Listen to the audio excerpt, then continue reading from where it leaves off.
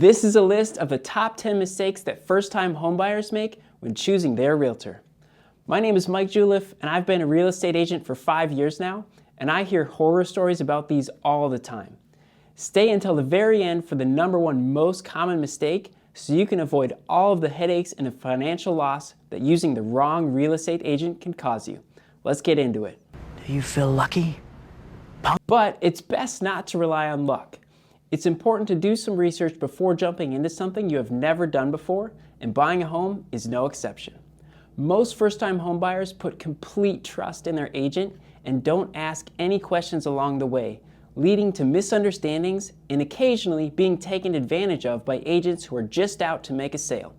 Don't rely on luck, rely on thorough research and asking the right questions. Hey Gandalf, can you help me defeat Darth Vader? Fool of a took. That would be kind of like using a real estate agent to help you with a home purchase that has no experience in that type of property. If you want to buy a new build, it's best to have an agent that has sold new construction homes. If you want to house hack a multifamily property, you probably want an agent that has done that. If you want to buy a rural property, your agent should probably have experience with well and septic systems. There are a variety of types of properties you might purchase as a first-time buyer, and agents have different levels of experience in each type. There's no place like home. It is usually a really exciting moment when you find the home that is exactly what you're looking for. The worst thing that can happen is to find this home and then not be able to buy it because you haven't looked at your finances yet. It is a common misconception that you have to find the house and then start your loan process. That might work in slow real estate markets, but not right now. You have to apply for a loan to purchase a home, and the lender needs time to check all of your documents, credit score, and income to confirm you can afford it. Homes can sell very quickly, and not being ready with a pre-approval letter from a lender when the right one comes along means you are very likely going to miss it. You can't handle the truth. Real estate contracts are wordy. Most people don't enjoy reading them. I get it. Lots of lawyer language and typically 20 to 25 pages of documents to review. I'm here to tell you that you can handle the truth and you should read them. I review all documents with my clients and I help summarize the important sections so they understand what the contract actually says. But not all agents will do that for you. What is real? Estate. How do you define real? Estate. Most people don't know that real estate agent representation is similar to the representation that lawyers provide. Typically, one real estate agent represents the person selling the property and a different real estate agent represents the person buying the property. The buyer communicates to their agent what they want to do, the buyer's agent relays that to the seller's agent, and the seller's agent communicates that message to the seller so that the buyer and the seller never directly speak with each other. The reason behind this is to avoid emotional disputes, illegal actions, or misinformation. Occasionally, a single agent will represent both the buyer and the seller, but that is not as common and requires additional disclosure to both the buyer and seller. There you go. Not knowing how your real estate agent gets paid is a super common misconception. Most people don't understand the structure of the commission payment for their agent. Technically, the buyer of a home who is working with an agent to help them find a home will owe their agent a commission that is agreed to in the buyer representation agreement that they signed together. However, it is common practice for the seller of the home to offer compensation to the buyer's agent in exchange for bringing a buyer to purchase their property. Typically, this will result in the home buyer not paying anything to their agent aside from a small fee called a broker admin fee that is paid only when you close on a home. You do still want to make sure your agent is charging you a reasonable fee for helping you, because if the seller of the home doesn't offer compensation for the full amount of the fee that you have agreed to with your agent, then your agent may request that you, the buyer, pay the remaining fee. I'm going to use my friend who is a realtor and has sold one house because I trust him to help me with the biggest purchase of my life. Most people know a friend or family member that has their real estate license.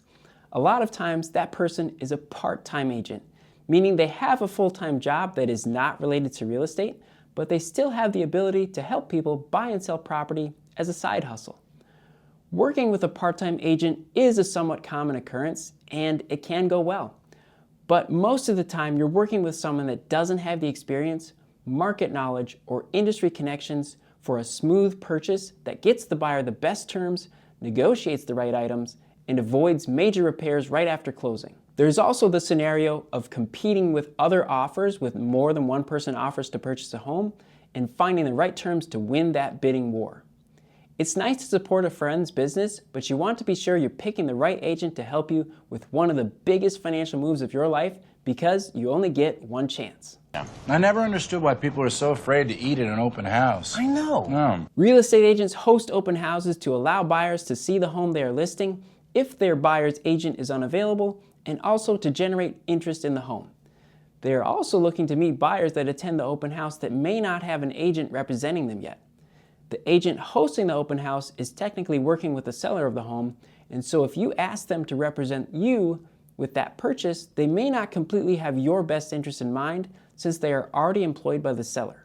It is common for more experienced agents to hire less experienced agents to host their open houses for them. So you would also want to verify that the agent at the open house is competent before you decide to work with them simply because they are the first agent that you meet. Do not call this realtor. Calling the realtor with the most Google reviews is a super common mistake that first-time homebuyers make. You might think that finding the agent with the most reviews would result in you working with a very experienced agent. You could not be further from the truth. Most agents that have hundreds or thousands of reviews are actually real estate brokers that are leading a team of agents. They are able to accumulate a lot of reviews because their team can help a lot more people than a single agent can. However, if you call to work with this broker, then you will very likely be handed off to a less experienced agent that works on the broker's team, and the agent that you wanted to work with will have little to no involvement in helping you. You won't be able to choose the agent you work with, and you may not receive the experienced help you were originally looking for when you reached out. This comes back to asking the right questions. To avoid this happening to you, I created a list of questions that you should ask when interviewing agents, and you can download that from the link in the first comment below. Do not press this button.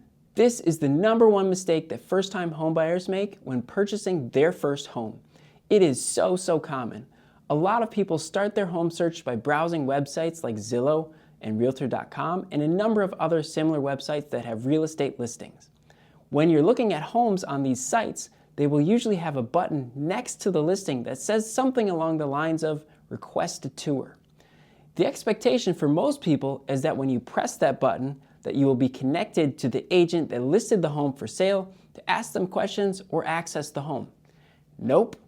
What these websites do is connect you with an agent that pays to be advertised on their website. Typically, these are going to be real estate brokers that have a large team of agents working under them, and you guessed it, the agent you meet at the home for the tour is probably going to be an inexperienced agent working on their team. Here's the worst part. In order to show a buyer a home, it is required by law that real estate agents have a signed contract to represent that buyer. So when you show up to see the home, that agent is going to spring the paperwork on you and most likely lock you into a 6-month contract working exclusively with them. People feel trapped because they want to see the home, and the majority of people just sign because they're being pressured. I want to reiterate that not all inexperienced agents are going to do a bad job, but you want to maintain your ability to choose your agent rather than being forced into working with someone you don't know. When I meet someone at a home for the first time, I always present a short-term contract option for as little as 1 day. The contract is required, but the length of contract is optional, which most people don't realize, and I never force someone to work with me. I want them to work with me because I am honest, have the experience to truly help them, and am an enjoyable person to work with. Having a great agent can prevent a lot of future problems when it comes to buying your first home. Let me know in the comments if you have found this helpful, and give me a follow for more real estate tips and content. My name is Mike Juliff, and I help first-time buyers in the Twin Cities area in Minnesota, and I would love to help you buy your first home.